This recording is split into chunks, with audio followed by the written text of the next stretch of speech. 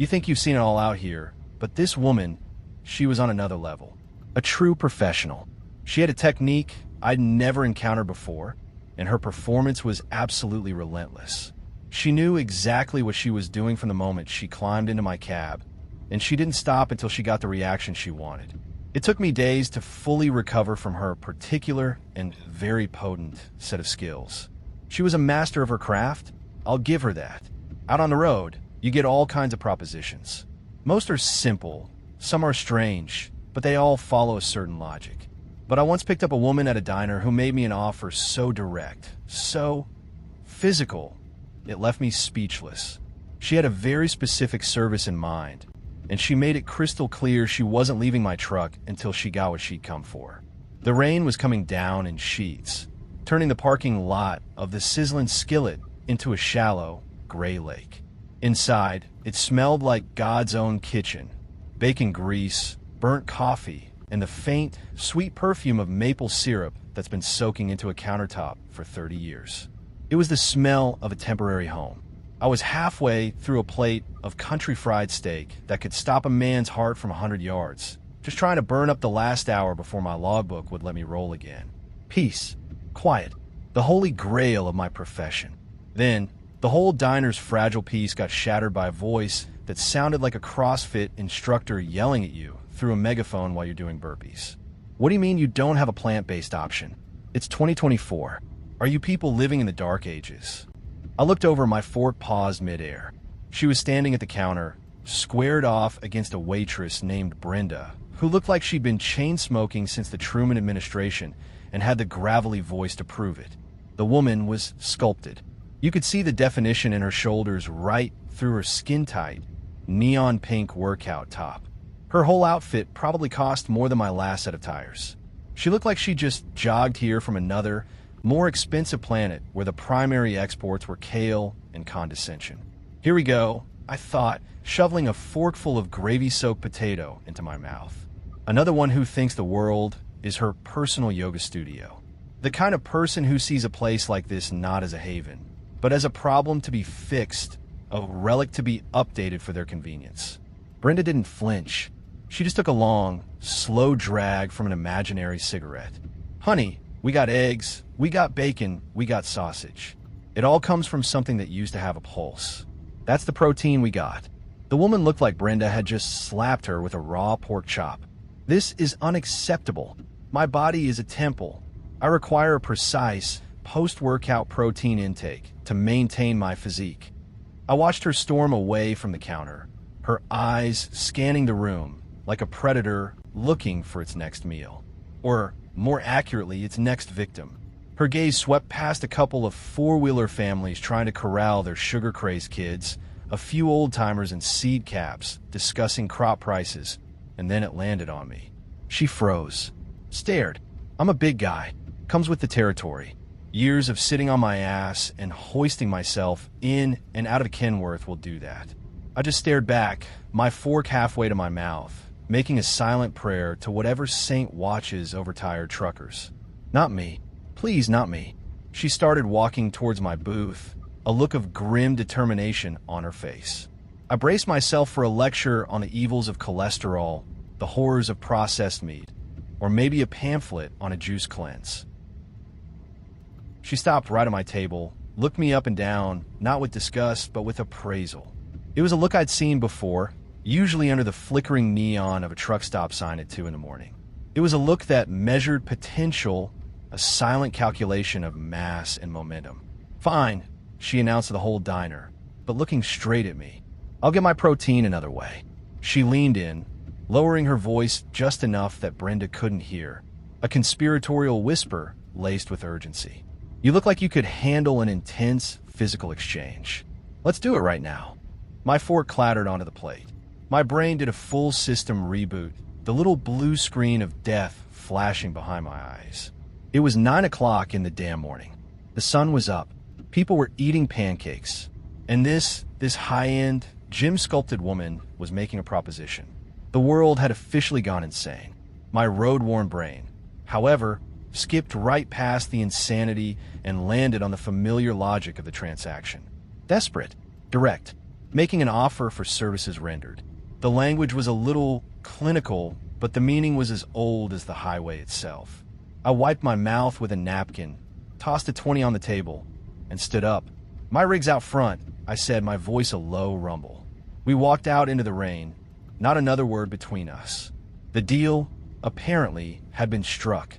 She climbed up into the passenger seat, dripping water onto the floor mats. I swung myself into the driver's side and slammed the heavy door shut, the sound cutting off the noise of the highway and the storm. Inside the cab, it was suddenly quiet, intimate. The only sounds were the drumming of the rain on the roof and the low hum of the idling engine.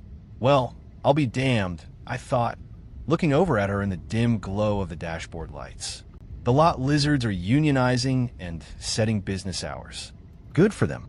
Going for a whole new, upscale clientele.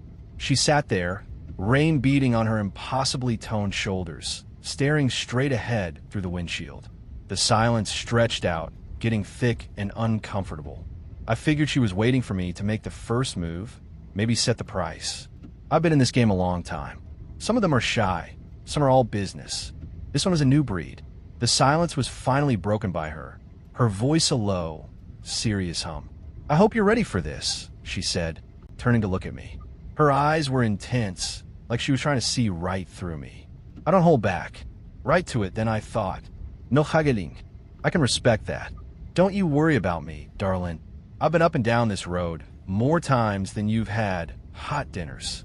I almost said birthdays, but that felt a little too personal for a business transaction. She nodded slowly, a small, almost predatory smile touching her lips. "Good, because my body has needs. When my muscles scream for fuel, I have to listen. This is purely physical. No emotions." My God, she had a script and everything. It was almost professional, purely physical, no emotions. That's been the unspoken rule of the road since the first wheel was invented. To hear it spelled out like that, so clinically, was almost refreshing. She wasn't trying to sell me a sob story. She was offering a service. I gave the cab a quick scan. Not ideal, but it was dry.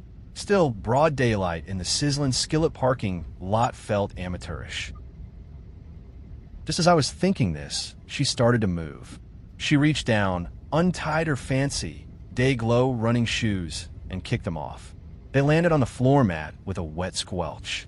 Then she started stretching.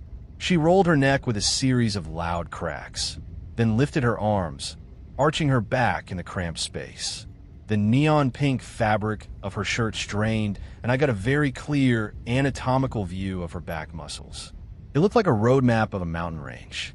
"Gotta warm up the joints," she muttered, more to herself than to me.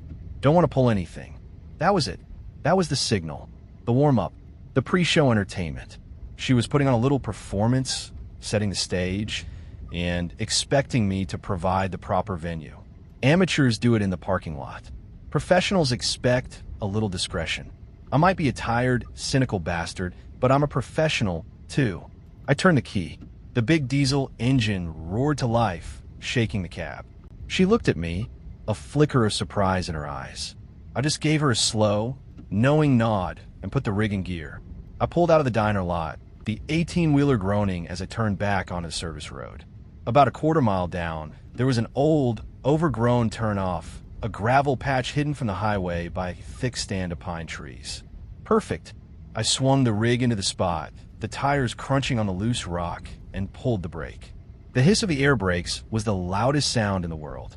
I killed the engine, and the cab was once again plunged into a heavy, expectant silence, broken only by the rain. I turned to her. "All right," I said, my voice low. "Let's get down to business." I reached over to the glove box, where I keep a small stash of wet wipes. A man has to maintain a certain level of hygiene in this line of work. But she didn't seem to be paying attention to me. Her focus was entirely on the wide, flat center console between us. She ran a hand over it, testing its surface. Then, with a grunt of satisfaction, she planted her right elbow firmly in the middle of it, her hand held up, palm open, fingers ready to grip. She looked at me, her eyes narrowed in concentration. "Okay, right here. Let's go." I froze, my hand hovering over the glove box latch. My brain screeched to a halt, threw itself in reverse, and then stalled completely. I stared at her elbow, then at her open hand, then back at her face. The rain drumming on the roof suddenly sounded like a drum roll for the stupidest show on earth.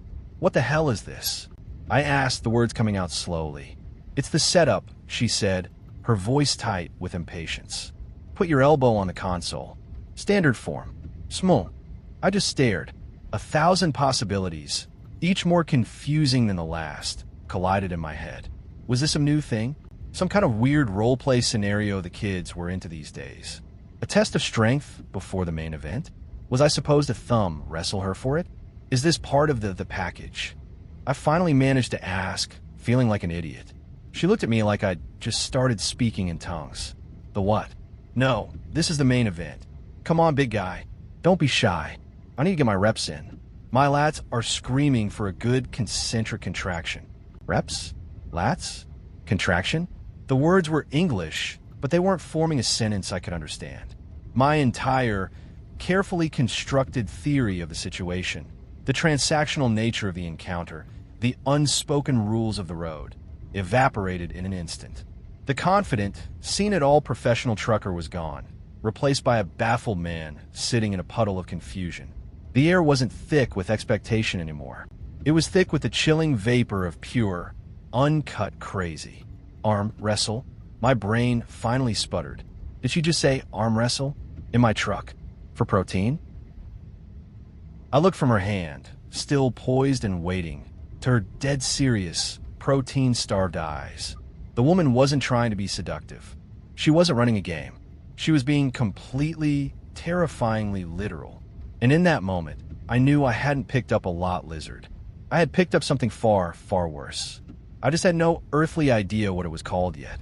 I just sat there, my mind a blank screen displaying a single, flashing question mark. I finally lowered my hand from the glove box and let out a long, slow breath. "Explain," I said. It was the only word I could come up with. Her whole posture changed. She went from coiled intensity to the star of a one-woman tragedy. She slumped back against the seat, the picture of profound despair. "You don't understand," she whispered, her voice cracking with emotion. "Today was leg day. Leg day.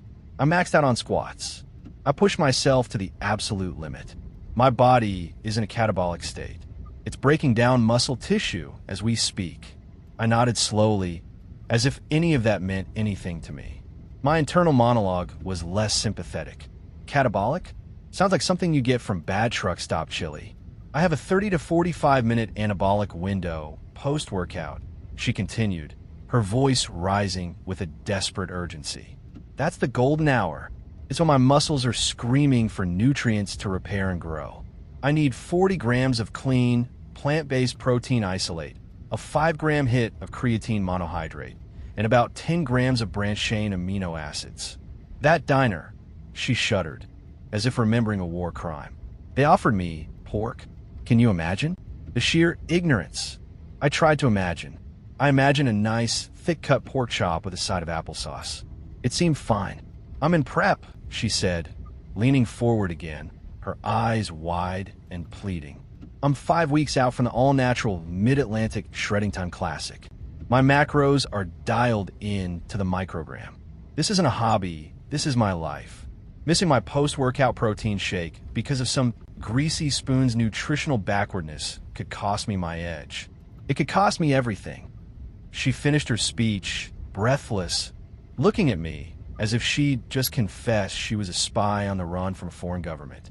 She was waiting for me to gasp, to offer support, to understand the depth of her crisis. But I wasn't processing her tragedy. The baffled man was gone, and the cynical trucker was back online. I just sat there, settling back into my seat, my eyes narrowed. I'd seen every hustle from coast to coast. This was a new one, but it had the same old stink. She wasn't just crazy. This was a performance. The whole ridiculous protein story was just the wind-up for the pitch. "Hold your horses," I said, putting up a hand. "Let me just process this. You can stay in the cab while I finish my break. Just try not to go catabolic all over the upholstery." She seemed to accept this, settling back into her seat. And that's when her world started to bleed into mine. She pulled a gallon-sized jug of water from a duffel bag at her feet. It wasn't just water. It was filled with slices of cucumber and what looked like whole sprigs of mint. She took a long, noisy pull from it. Then, she reached into the bag again and pulled out a small, clear plastic container filled with something that looked like rabbit food. Broccoli florets, a few sad-looking carrot sticks, and some pale cubes of tofu. The smell, a mix of damp earth and refrigerated bitterness, filled the cab, a direct assault on the lingering, pleasant ghost of my country fried steak. Gotta get the micronutrients in. She mumbled through a mouthful of raw broccoli, chewing with the loud, rhythmic crunching of a wood chipper. You know, you really shouldn't eat that processed garbage they serve in there. Your gut biome is probably a wasteland. I bet your inflammatory markers are through the roof. My inflammatory markers? Lady, the only thing inflamed right now is my temper. I can recommend a good 7-day detox protocol. It starts with a celery juice cleanse and moves into activated charcoal supplements. It'll reset your entire system. We need to deplatform the toxins in your life. I just stared out the windshield. Deplatform the toxins. It was like listening to a foreign language broadcast from the planet of entitled morons. Then she did it. She reached in her bag one more time and pulled out a small, white object. It was one of those essential oil diffusers, the kind that plugs into a USB port. Before I could even protest, she plugged it into my dashboard charger. A thin, sickly sweet plume of smoke started rising from it. The cab, my sanctuary of diesel fumes and stale coffee, was instantly filled with the overpowering stench of lavender and something vaguely citrusy. It smelled like a rich lady's bathroom. It was an act of war. "There," she said with a satisfied sigh, settling back in her seat. A little aromatherapy to cleanse the negative energy. So much better, right? I was about to tell her exactly where she could stick her aromatherapy when my phone buzzed. It was sitting on the console, screen up. As I picked it up, my thumb swiped the screen, revealing her phone, a sleek, rose gold thing sitting right next to it. It was also screen up, and on her screen was a text message notification, the preview of which was clearly visible in the dim light of the cab. The sender was labeled Coach. The message was short and brutal. "No excuses, Tiffany. You get that money or you're off the team. Find another mark. Now." My blood went cold. Tiffany. So that was her name. And Coach. Not a fitness coach. A handler. A boss. This was bigger than just a simple grift. This was organized. You get that money. Not win the bet, but get the money. It was a demand. Find another mark. Me. I was the mark. Every absurd detail snapped into a terrifyingly clear picture. The dramatic story, the obsessive talk about protein, the invasion of my cab. It was all a carefully crafted performance. A bizarre, new-age hustle designed to disarm and confuse guys like me. This was an extortion racket. I had to hand it to her. It wasn't a gun or a knife. She'd hijacked a 40-ton vehicle with a $3 notebook and a load of pure, weaponized narcissism. It was the most insane, brilliant, new-age act of piracy I'd ever seen. A surge of grim, perverse respect shot through me. My irritation evaporated, replaced by a sharp, focused alertness. I wasn't going to kick her out. I was going to play along and wait for the right moment to turn the tables on Tiffany and her mysterious coach. I texted dispatch my ETA, then turned to her, forcing a sympathetic smile. "You know what, Tiffany?" I said, using her name for the first time. "You've convinced me. This Shredding Ton classic sounds really important. Let's do this." Her face lit up, that predatory smile returning. "Excellent. I knew you'd understand the vision." She planted her elbow back on the console. "Whoa, hold on," I said, putting up a hand. "Not in here. Bad lighting. Uneven surface." I was talking out of my ass, but it sounded vaguely professional. "If we're going to do this, we do it right. We need a proper table. Let's go back inside." Her eyes narrowed, suspicious, but her own ego won out. The thought of beating me in front of an audience was too tempting. "Fine," she conceded, "but you're buying me a black coffee." The cortisol from this whole ordeal has my system in chaos. We walked back into the sizzling skillet. Brenda gave me a look that was 1 part pity, 2 parts, "I told you so." I led Tiffany to an empty booth in the back. Okay, she said, immediately getting into position. Let's manifest this victory. I ignored her and flagged down Brenda. Just as she turned to get our coffees, the incident happened. A family at the next booth was finishing up. Their little kid, maybe 5 years old, was happily munching on a strip of bacon. He held it up, greasy and glorious. Look, Mommy, a piggy stick. Tiffany saw it. Her face curdled. She shot to her feet, pointing a trembling, accusatory finger at the child. Do you know what you're putting in your body? She boomed. The kid froze, his eyes wide, the bacon strip halfway to his mouth. You are consuming the flesh of a tortured, sentient being, Tiffany preached, her voice rising to a crescendo. That piggy stick is a monument to murder, a greasy artifact of the animal holocaust. The entire diner went silent. The kid looked at his bacon, then at Tiffany, and his lower lip began to tremble. He burst into tears. The father, a big guy in a flannel shirt, stood up slowly. Lady, what the hell is your problem? I had to act fast. I grabbed Tiffany by her bicep and pulled her back down into the booth. She's with me, I announced to the room, forcing a grim smile. Sorry, folks. Her blood sugar is low. The father glared, then sat back down. I turned to the stunned mother and added, You should really look into spirulina supplements. It would help with his aggression. I was mortified. Every driver in that diner had now marked me as a weirdo, a pariah. This was personal. My simmering alertness had just been cranked up to a full, rolling boil of pure rage. We sat in a thick, toxic silence. People need to be educated, Tiffany said calmly. That child will thank me one day for planting the seed of consciousness. You made a kid cry over a piece of bacon, I said through gritted teeth. Let's just get this over with. How much? How much what? The bet. The wager. How much money are we doing this for? I was calling her out. She had the audacity to look offended. This isn't about money. This is about physical validation. $100, I said flatly. You win, I give you 100. I win, you get the hell out of my truck in my life. She considered it, the text from Coach ringing in her ears. Fine, she said, but that's not enough. The damage has been done. My anabolic window is closing. I need a ride. A ride? I'm on my way to Topeka to drop a load of refrigerated pork. The irony was so thick, I could have cut it with a knife. Perfect, she said, completely missing it. I need to get to Boulder, Colorado. My guru is hosting a wellness retreat this weekend. It's essential for my prep. I almost laughed. Boulder was a 500-mile detour. Are you out of your goddamn mind? No, absolutely not. Then the deal is off, she said coolly. And I'll have to tell everyone in here about how the big, tough trucker was afraid to take on a woman.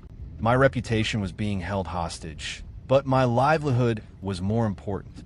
No, I said again, my voice as hard as steel. We're not going to Boulder. And just like that, her face crumpled. Crocodile tears welled up. You don't understand, she whimpered, loud enough for the nearby booths to hear. He promised me a ride. He said he'd help me. She was turning her hustle into my crime. The standoff was absolute. My refusal was ironclad, but her performance was escalating. I was mentally calculating the fastest route out of Kansas and into a new identity when she suddenly stopped crying.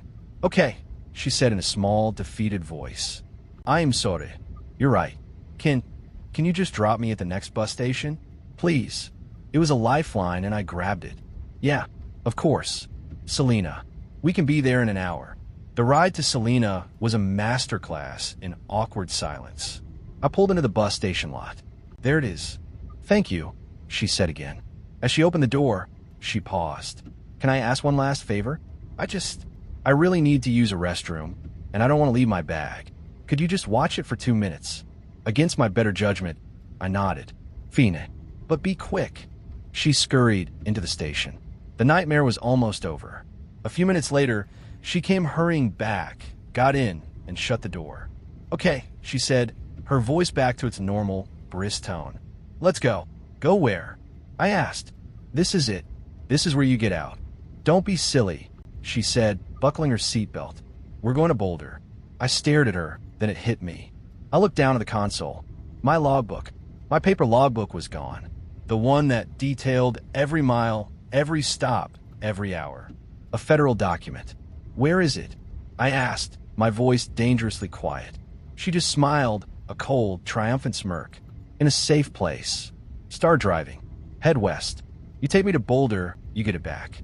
Well, I'm sure the DOT would be very interested in some of the creative scheduling I noticed in there.